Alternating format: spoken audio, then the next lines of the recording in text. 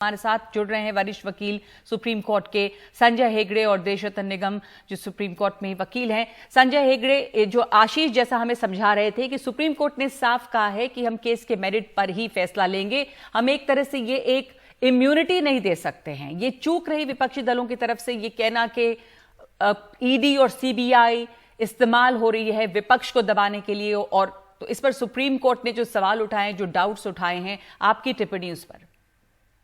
देखिए, विपक्षी दलों ने फैक्ट्स और फिगर्स तो दिया होगा, वो फैक्ट्स और फिगर्स है वहां की, पर एब्स्ट्रैक्ट में यानी as a matter of principle कुछ गाइडलाइंस ले डाउन करने के लिए कोई एक स्पेसिफिक क्लास के लिए, क्या आज तो विपक्षी नेता आ रहे हैं, कल शायद ये आ जाए, इंडस्ट्रियलिस्ट आ जाए कि आप इंडस्ट्रियलिस्ट के खिलाफ कोई एफआईआर और इन्वेस्टिगेशन करने से पहले आपको ये करना पड़ेगा। तो इसीलिए सुप्रीम कोर्ट ने ये कहा है कि ये ऐसा मामला नहीं है जिसमें हम दखलंदाजी कर सकते हैं।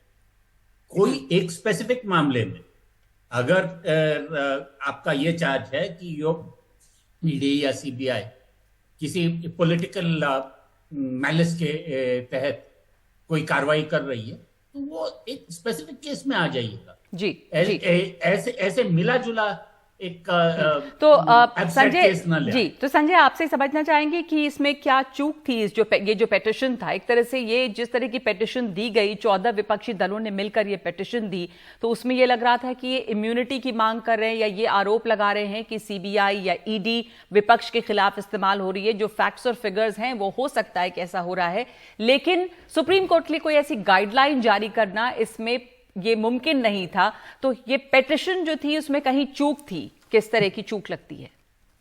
देखिए, बहुत सारे पिटिशंस फाइल होते हैं एक अंदाजे से कि शायद सुप्रीम कोर्ट इसको आगे बढ़ाए, और जब सुप्रीम कोर्ट ये कहता है नहीं ये ऐसे मामले नहीं है जिसमें हम आगे बढ़ना चाहते हैं, तो ये पिटिशंस विड्रॉ होते हैं या डिसमिस हो जाते हैं। तो शायद 14 पार्टी के जो भी नेता थे वो सब उन्होंने मान लिया था कि एक बार सुप्रीम कोर्ट जाना चाहिए। तो सुप्रीम कोर्ट ने उन्हें कह दिया है कि भाई इस मामले में इस मामले में नहीं पढ़ेंगे, अगर कोई एक स्पेसिफिक केस है तो फिर बताइएगा। पर ये काफी जी बोलिए। नहीं, ये तो सिर्फ एक ऑर्डर है कि एक पिटिशन फाइल हुआ है, पिटिशन को वापस लिया गया है, डिस्पोज ऑफ हो गया है। आज सुबह सुप्रीम कोर्ट ने दूसरा एक पूरा जजमेंट दिया है, वो बहुत अहम जजमेंट है, वो मीडिया के है इसमें, कि सिर्फ नेशनल सिक्योरिटी कह के सबको बंद नहीं कि ये परमिशन ना देना वो गलत है करके। तो मैं इसलिए आपके दर्शकों को बता रहा हूं कि बहुत सारे सोशल मीडिया पे बहुत सारे कमेंट्स आ रहे हैं, सुप्रीम कोर्ट ऐसा है वैसा है। दोनों जजमेंट एक ही बेंच ने दिया है, एक स्पेसिफिक केस में था, एक मीडिया हाउस को जब परमिशन नहीं दिया गया, और एक एब्स्ट्रैक्ट केस में था।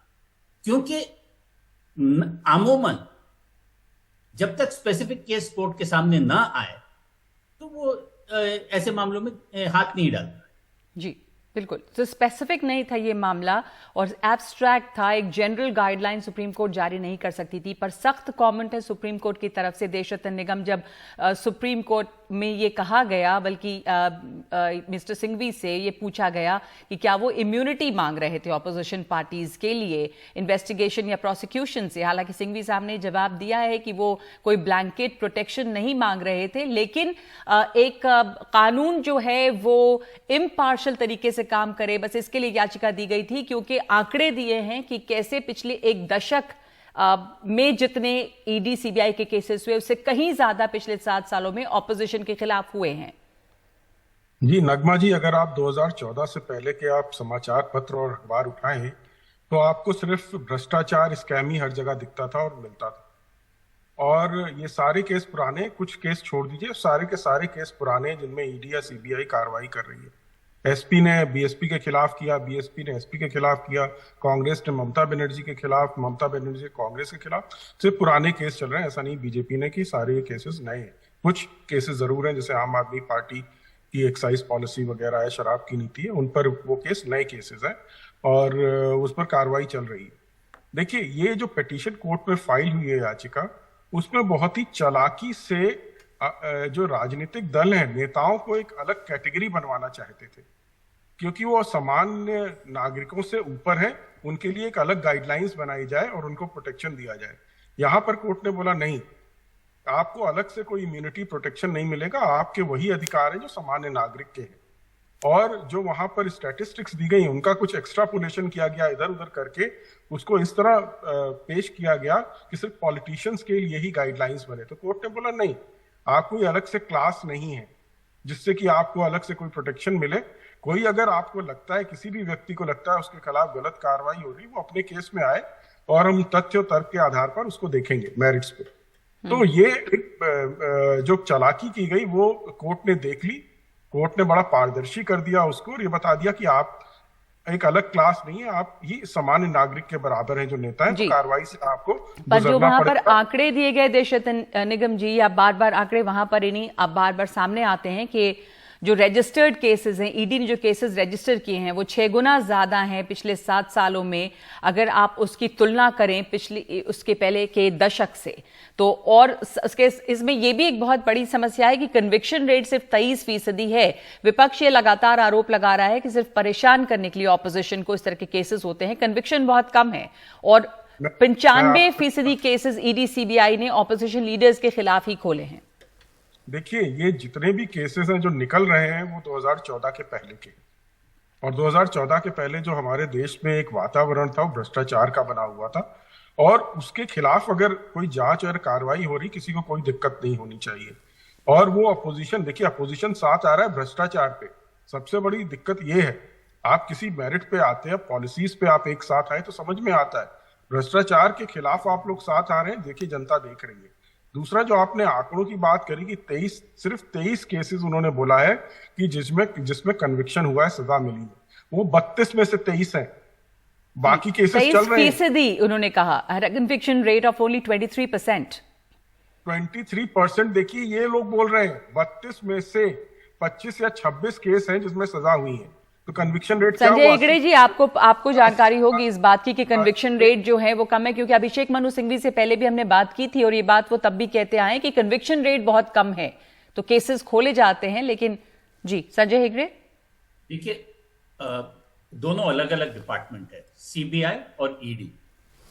सीबीआई की कन्विक्शन रेट जो भी हो, कभी कभार बहुत सारे बैंक ऑफिशियल, ये वो वैसे वाले छोटे मोटे बैंक मैनेजर वो भी फंस जाते हैं, वहां थोड़ा कन्विक्शन हाई होता है।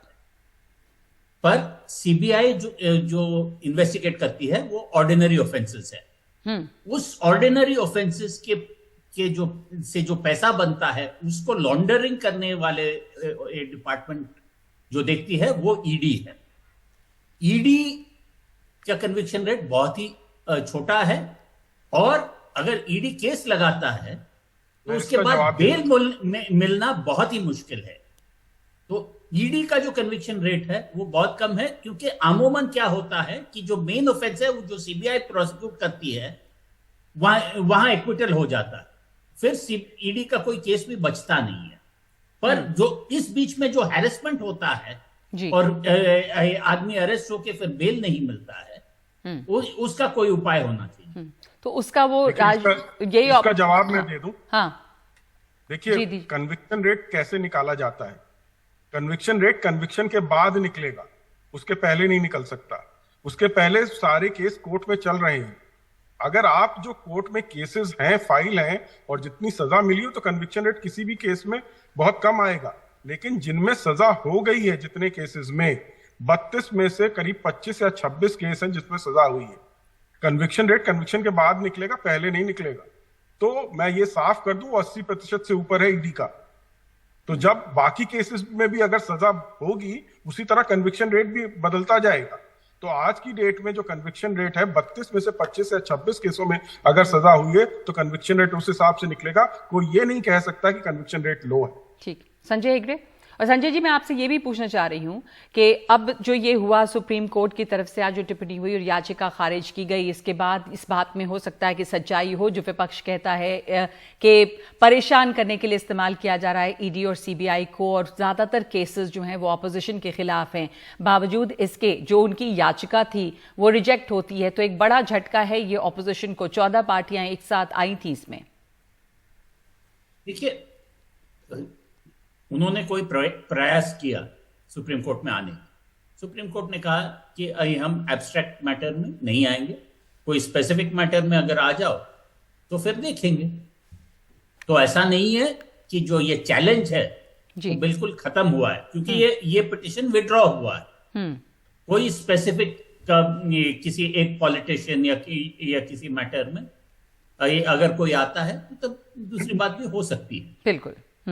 तो चूंकि ये मामला, जैसा आप कह रहे हैं कि एक स्पेसिफिक मामले में नहीं था, इसलिए इस तरह की सुप्रीम कोर्ट की ये जो याचिका है उसको रिजेक्ट किया गया है, ये याचिका खारिज हुई है। लेकिन आगे अगर कोई मामले आते हैं वो एक अलग मामला होगा। धन्यवाद आप दोनों का समझाने के लिए इस बात को कि हुआ क्या है ऑपोजिशन यूनिटी के लिए। आज ऑपोजिशन जो साथ आई थी 14 पॉलिटिकल पार्टीज, उन्होंने याचिका दायर की थी, वो खारिज तो हुई है, लेकिन ये चूंकि इसमें कोई गाइडलाइन सुप्रीम कोर्ट जारी नहीं कर सकता था, एक जनरल गाइडलाइन के हाँ जो नेता हैं, जो पॉलिटिशियंस हैं, उनको किसी तरह का संरक्षण मिल सकता है ईडी सीबीआई के खिलाफ, इसलिए सुप्रीम कोर्ट ने इस याचिका को खारिज किया है।